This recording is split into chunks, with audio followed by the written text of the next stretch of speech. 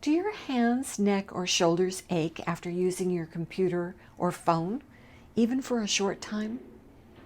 You might dismiss this and figure it will go away on its own. But what if I told you that millions of people are quietly developing an injury that can end their ability to work, type, or even hold a coffee mug, and almost no one is being warned about it? I'm Deborah Quilter, author of Repetitive Strain Injury, a computer user's guide, which Amazon has called the Bible of RSI.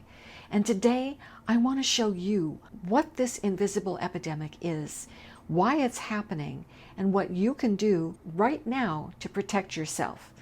Stay to the end because I'll show you small changes that can literally save your hands and your career.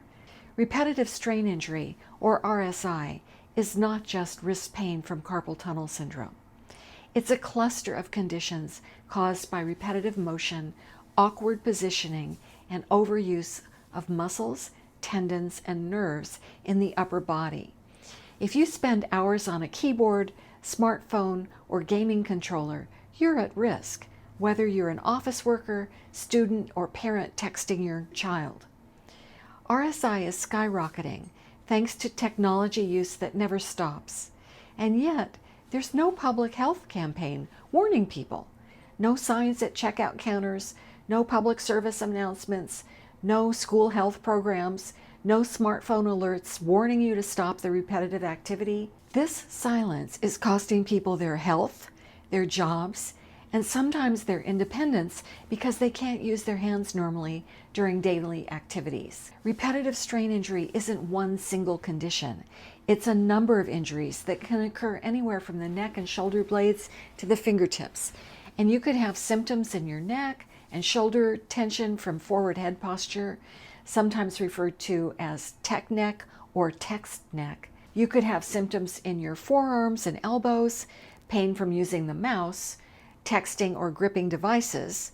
You could have symptoms in your wrists and hands, tendonitis, carpal tunnel syndrome, or trigger finger. RSI can cause burning, tingling, aching or numbness, and other symptoms, sensations that many people ignore until it's too late. But RSI is not always painful and sometimes manifests as extreme weakness or clumsiness. Do you ever feel a deep ache between your shoulder blades? Thumb pain when you hold or use your phone? Tingling in your thumb or pinky? Those are warning signs of RSI. Our bodies weren't designed to stay frozen in a screen all day. Each tiny movement, clicking, scrolling, typing, seems harmless. But repeated thousands of times a day, it damages soft tissues faster than they can recover. Add in poor posture, slumping your spine, craning your neck forward, and you're multiplying the strain. Many people get a massage or take a painkiller, but while those things might make you feel better momentarily, they are not cures. Some people do exercises that they find on the internet, which can make symptoms worse. And the fact is, if you don't change how you use technology, the damage continues. With RSI, prevention is the only cure, if you act early and know what to do. Here are some steps you can take right now. Understand the dangers of using technology. You're doing that right now by watching this video. When you use your computer or phone, avoid the head forward posture. Never rest on the back of your chair while you're using the computer. Sit on the very front edge of the chair. Adjust your workstation so that your screen is at eye level. Many people have unconscious habits that can lead to serious injuries from using the keyboard or mouse. So dictate whenever possible. And just bending your elbows for prolonged periods of time, the position of typing with the palms down, can lead to repetitive strain injury because it strains the nerve that goes around the elbow. But if you are using the keyboard, position it low enough so that you are bending your elbow greater than 90 degrees and keep your wrists straight. Don't rest your wrists on the edge of the keyboard or a wrist rest, but rather let your hands float over the keys. Use a split, tented keyboard so that you don't have to turn your palms down as much. When you use the keyboard, use a light touch. Don't pound the keys. And don't use the mouse.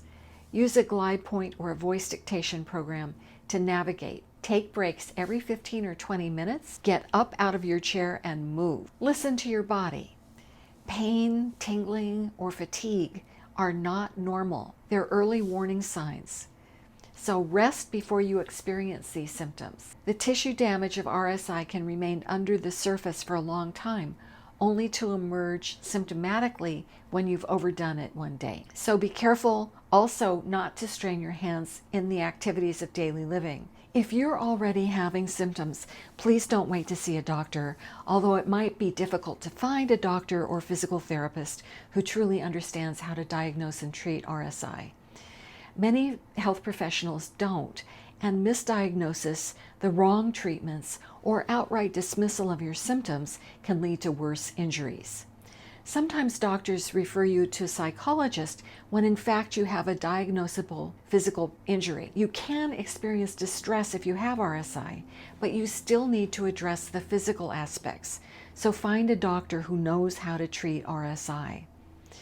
Repetitive strain injury is a public health issue. We warn people about smoking and sunburn, but not about RSI. That needs to change. I have written a petition to end RSI that's on change.org that you can sign and share with your friends. I've put a link to the petition in the description below. And I'm working on a public awareness campaign so that people know the warning signs and symptoms of repetitive strain injury. If you know somebody who spends long hours on the computer or phone, please share this information with them. Your sharing this video might save them years of pain. Subscribe to this channel for upcoming videos on how to relieve symptoms, important ergonomic information, great exercises, and how to protect your hands in daily life. You don't have another pair of hands to do what you want to do, so take care of the hands that you have. And be sure to watch the video that's coming up next or linked in the description below.